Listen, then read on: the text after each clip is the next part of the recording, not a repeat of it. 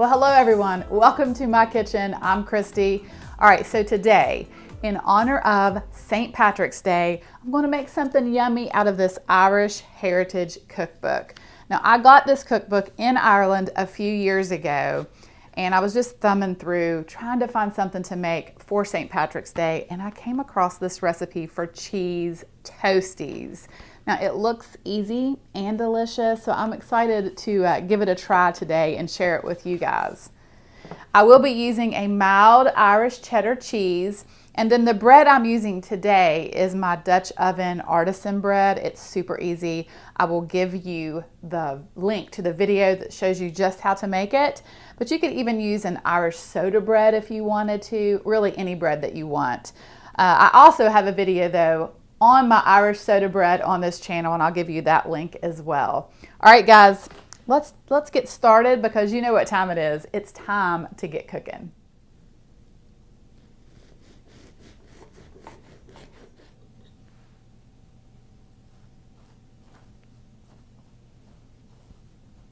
So I've lined a baking tray with aluminum foil, and I'm going to spray it lightly with some nonstick spray. Then I'm placing my bread the butter side face down.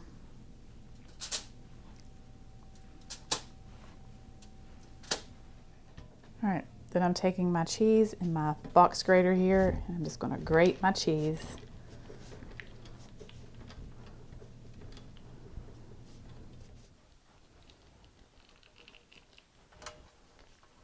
All right, I'm cracking 2 eggs into a bowl. And I'm going to give a pinch of salt and black pepper, give them a whisk. All right, then I have some stone ground mustard, and I'm just going to give a couple squeezes, about 2 teaspoons. Whisk that in. All right, and then I'm going to add my cheese.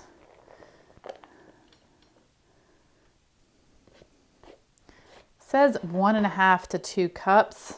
I'm just going to give this a whisk. All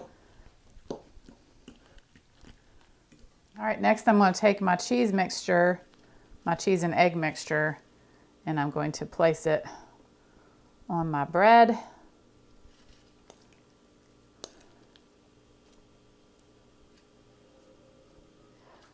Okay, next I'm going to bake them in a preheated 450-degree oven for around 10 minutes. All right, the cheese toasties are all done. Now, it did say in the cookbook that you could add a slice of ham underneath of the cheese mixture or even a slice of tomato. I just kept it simple. I'm just making the cheese, but oh, these look delicious. This would make a perfect breakfast or brunch. It always amazes me how sometimes the most simplest of things can be the most delicious.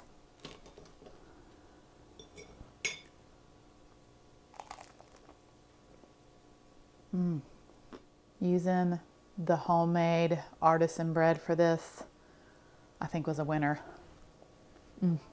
Well, thank you all so much for watching. Have a happy St. Patrick's Day. God bless, and I will see you soon with more delicious recipes.